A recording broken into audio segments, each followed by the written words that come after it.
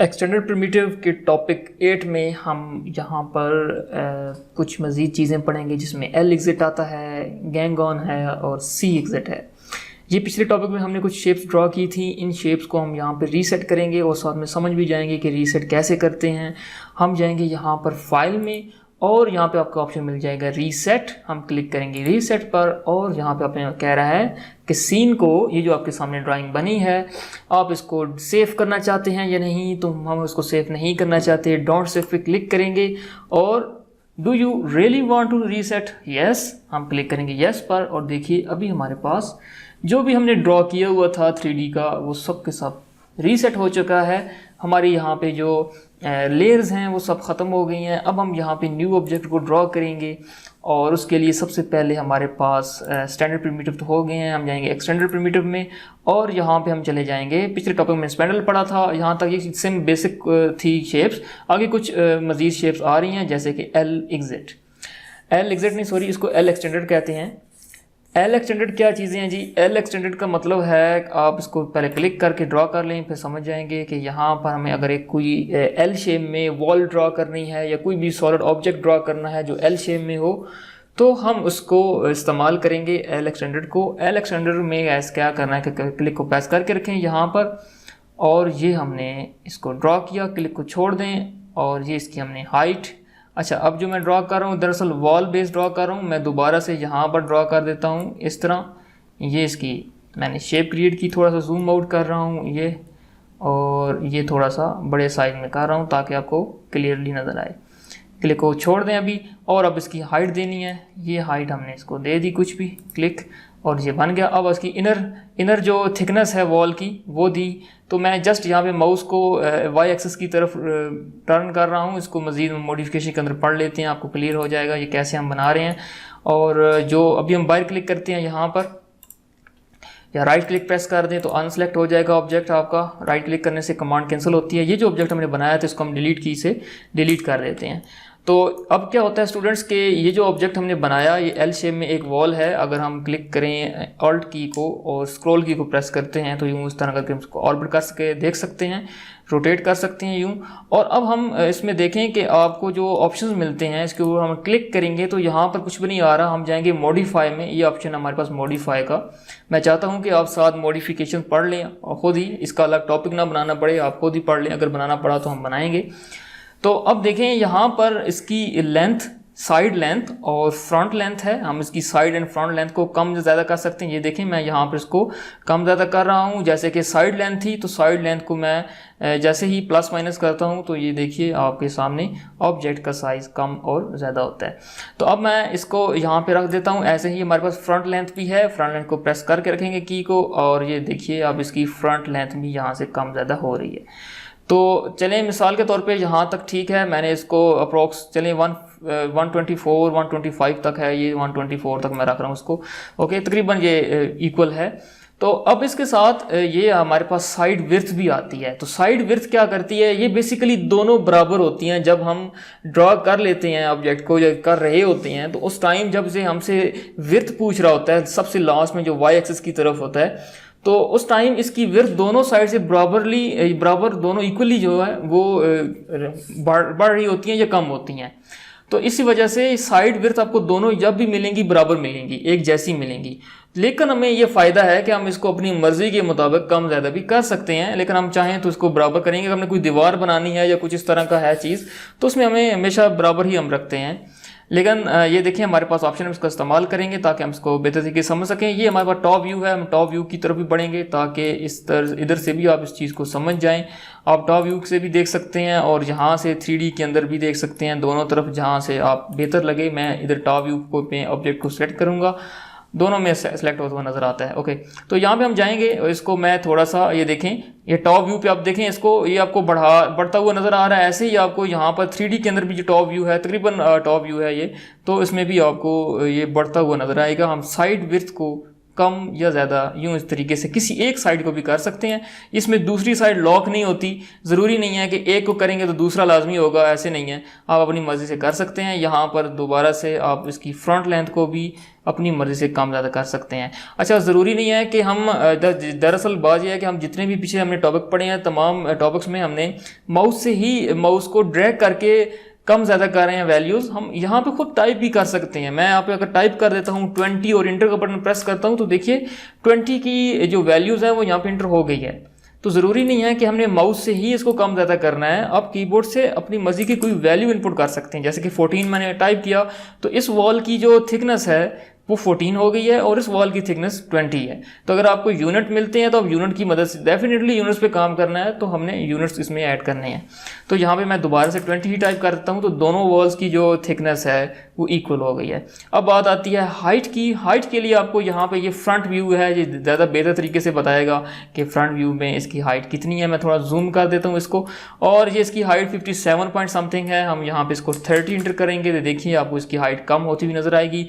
Top view में कभी भी आपको हाइट की समझ नहीं आएगी। टॉप व्यू में लेफ्ट व्यू में समझ आएगी, फ्रंट में समझ आएगी, राइट में समझ आ जाएगी, या किसी और आइसोमेट्रिक व्यू में भी आपको हाइट की समझ आएगी, लेकिन कभी भी टॉप व्यू में आपको समझ नहीं आएगी हाइट कितनी हो चुकी है जब तक आपके सामने कोई वैल्यू इनपुट हुई हुई नज़र ना आए। तो जैसे यहाँ पर ये वैल्यूज़ हैं 30 है, मैं इसको 15 करता हूँ तो नज़र आ रहा है कि ओके 15 हो गई है, लेकिन टॉप व्यू में कुछ भी आपको चेंज होता हुआ नज़र नहीं आएगा। तो इस तरह हम यहाँ पे अपनी मर्ज़ी की कोई भी वैल्यू इनपुट करके इसकी हाइट कर सकते हैं। फिर आगे आता है साइड सेगमेंट्स। तो साइड सेगमेंट्स में आप अपनी साइड की सेगमेंट, देखिए इसमें 2 साइड्स है ना, ठीक है, तो इसमें साइड की सेगमेंट आती है। ये हमारे पास साइड सेगमेंट्स हैं। ये जो एक साइड सेगमेंट्स है ये वाली, इसको आप लेफ्ट साइड साइड में लें। ये लेफ्ट साइड के जो सेगमेंट्स हैं इनको आप बढ़ा सकते हैं। सॉरी, मैं इसकी हाइट की तरफ चला गया हूँ। ये है सेगमेंट्स, तो सेगमेंट्स को कम ज़्यादा हम यहाँ पे कर सकते हैं। सेगमेंट्स का क्या फ़ायदा होता है हम आगे जाके पढ़ेंगे, आपको बेहतर तरीके से समझ आएगी। हम इसमें स्लाइस टूल का इस्तेमाल करेंगे, इसको काटेंगे, इसमें विंडो बनानी है, हमें इसमें डोर बनाना है, तो हम इस तरह करके उसको सेगमेंट्स के थ्रू भी कर सकते हैं, स्लाइस का इस्तेमाल करके काट भी सकते हैं। ये इसका फ्रंट व्यू से सेगमेंट्स हैं। जितने ज़्यादा सेगमेंट्स होते हैं इतनी ज़्यादा बेहतर तरीके से जो है वो इसकी स्मूथनेस बढ़ती है। हाइट सेगमेंट्स जितने ज़्यादा बेहतर, जितनी ज़्यादा सेगमेंट्स होंगे इसकी स्मूथनेस इतनी ज़्यादा बेहतर होगी। तो ये देखें, अब हमने इस ऑब्जेक्ट के सेगमेंट्स भी बढ़ाए, इसकी लेंथ एंड विड्थ की, तो ये हमारे पास एक वॉल जो है वो क्रिएट हो गई है। ऐसे ही हम दोबारा जाएंगे एक्सटेंडेड पैरामीटर्स में और यहाँ पर सी एक्सटेंडेड को भी पढ़ लेते हैं, फिर हम गैंग ऑन को पढ़ेंगे। तो सी एग्जिट्स में क्या है, सी एक्सटेंडेड में क्या रहता है कि हम यहाँ पे क्लिक को प्रेस करके रखते हैं। सेम एज इट इज़ ऐसे ही है, कुछ भी इसमें चेंजिंग नहीं है, सिर्फ उसकी जो शेप है वो सी के अंदर है, सी शेप है। ये मैंने इसको हाइट दे दी और इसमें इसी तरह हमें क्या करना है, इसकी विड्थ देनी है। तो विड्थ मैं चलें कुछ भी थिकनेस दे देता हूँ, क्लिक कर देता हूँ यहाँ पे, ये आ गई। तो अब हमारे पास ये चीज़ 2D में नज़र नहीं आ रही, हम राइट क्लिक दबाएंगे और इस जगह पे आएंगे और यहाँ पे ये इसकी सी ये सामने ले आए।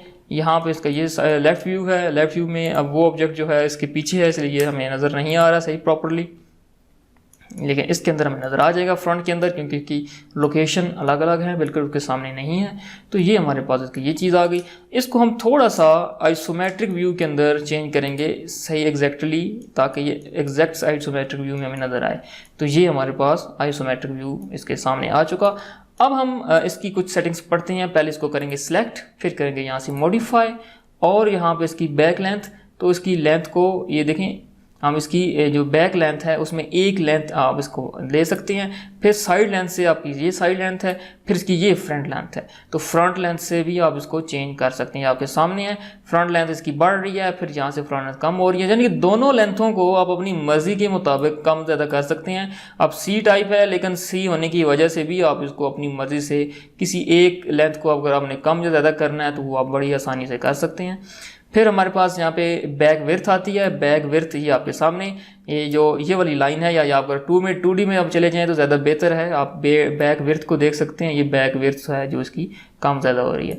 फिर साइड विड्थ आती है। साइड विड्थ ये है, इसको भी आप मैनुअल अपनी मर्ज़ी के मुताबिक जो है वो यूनिट टाइप कर सकते हैं, 20, 30, 49 कुछ भी आप यहाँ पे टाइप करके इसकी वैल्यूज़ को इनपुट करेंगे।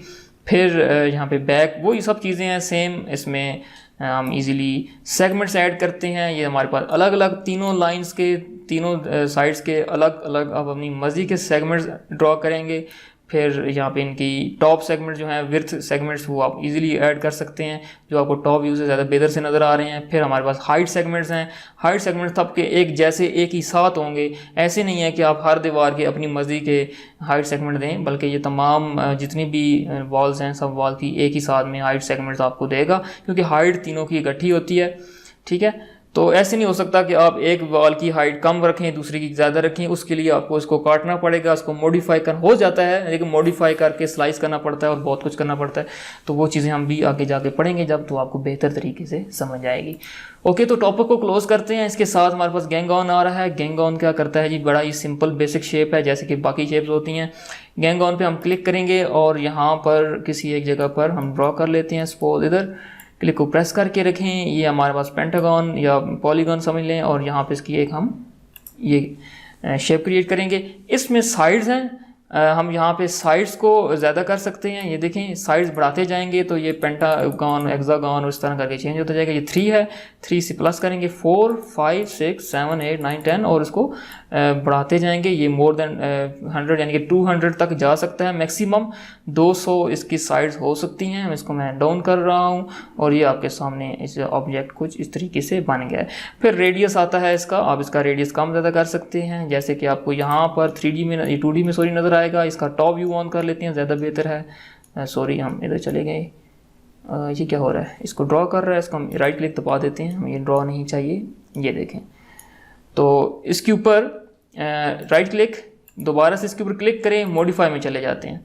तो अब यहाँ पे इसकी हाइट है, इसकी देखें। अब यहाँ पे आपको फिलेट भी मिलता है। अब फिलेट क्या है, फिलेट कहाँ पे होगा, ये जो इसके कॉर्नर्स हैं, अगर हम यहाँ पे देखें 0 पे हैं, अगर इसको मैं फिलेट करता हूँ, देखें मेरे ख्याल से ये ऑब्जेक्ट सेलेक्ट नहीं है।